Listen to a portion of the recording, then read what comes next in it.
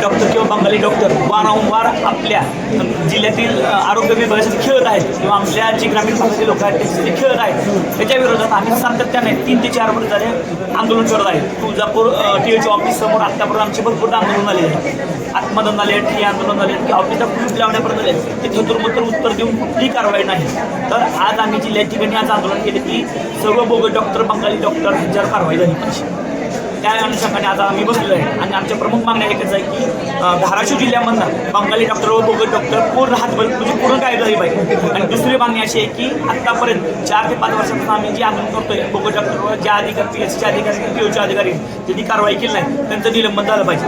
तिसरी मागणी की शासकीय नियमाप्रमाणे जे शासनाचे नियम आहेत ते मुंबई कायदेशीरचं लायसन्स पाहिजे, DMA डॉक्टरनं वेगळ्या आयुर्वेदिक वया दिल्या पाहिजे. जे काय नियम आहे त्या नियमाप्रमाणे धाराशिव जिल्ह्यातील प्रत्येक दवाखाना चालतात.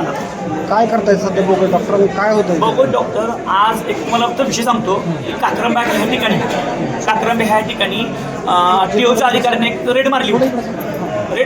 त्या रेडमध्ये तो अधिकारी 10वी नापास निघाला आणि त्याच्यावर गुन्हा दाखल केला आणि नंतर त्याची जामीन झाली. 4थ्या दिवशी अजून त्याचा दवाखाना उघडा आहे तरी कारवाई होत नाही. म्हणजे 10वी नापास असणारा जो बंगाली डॉक्टर आज धाराशिव जिल्ह्यात किंवा महाराष्ट्रात येऊन दवाखाना देत असताना आपल्या जीवाशी खेळत असेल तरी कुठली कारवाई होत नाही. याला आरोग्य विभाग पाठीशी आहे. कुणाचा वर्ध असं आहे वाटतं तुम्हाला? अधिकारी आणि राजकीय पुढारी. आणि तुम्हाला सांगतो ज्यावेळेस काक्रंबा रेड पडली अधिकाऱ्यांना आम्हाला पण आता मी नाव नाही घेणार तुम्हाला पण त्यावेळेस अधिकाऱ्यांना आमची चालीमोदी चालू आहे म्हणून आमच्यावर कारवाई होत नाही अशी रेकॉर्डिंग आहे. ज्यावेळेस आता पुढच्या जर मॅडमनं 1 महिन्यानं 3 तारखेला कारवाई नाही केली त्या डॉक्टरची पूर्ण रेकॉर्डिंग आम्ही मीडियासमोर दाखवणार आहे.